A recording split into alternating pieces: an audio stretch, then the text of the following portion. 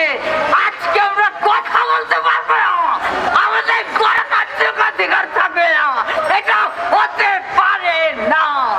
এই সরকার জোয়ার দেখছে অন্তরি ভাটা দেখে নাই, ভাটার টান পড়লে বুঝতে পারবে এই দেশে এই হাসিনার ভয়ঙ্কর পরিণতির দিকে নিয়ে যাচ্ছে।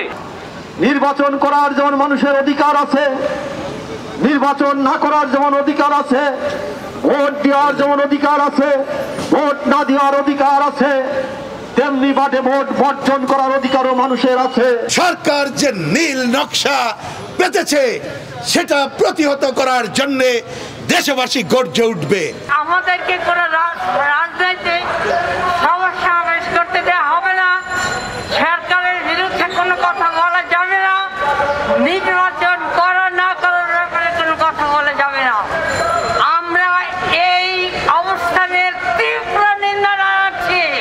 কোন নির্বাচন কমিশনার, কোন সিএসি অঙ্গুলি হেলনে একটা মাত্র বক্তব্যের মধ্য দিয়ে আমাদের এই অধিকার ধূলিসাৎ হতে আমরা দিতে পারি না।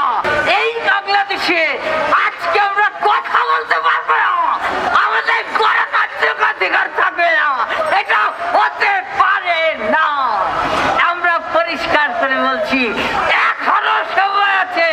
আজকে আপনারা দেখছেন উল্লেখযোগ্য সংখ্যক রাজনৈতিক দলগুলো, বাম দল সহ আজকে তারা নির্বাচন বর্জন করেছে, কারণ আমাদের দাবি ছিল একটি গণতান্ত্রিক প্রক্রিয়ার মধ্যে দিয়ে নির্বাচন হবে, সেটা হলো নির্দলীয় সরকারের অধীনে নির্বাচন হবে।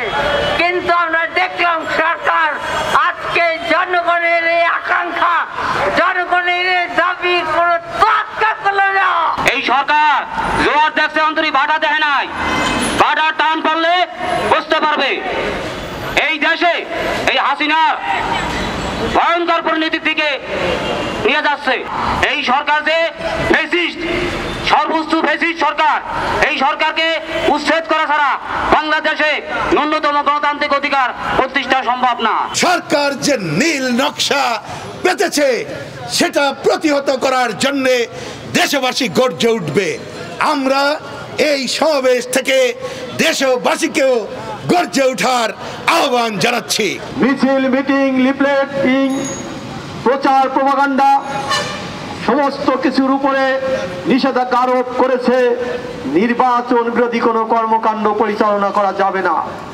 নির্বাচন করার যেমন মানুষের অধিকার আছে, নির্বাচন না করার যেমন অধিকার আছে, ভোট দেওয়ার যেমন অধিকার আছে, ভোট না দেওয়ার অধিকার আছে, তেমনি বাটে ভোট বর্জন করার অধিকারও মানুষের আছে।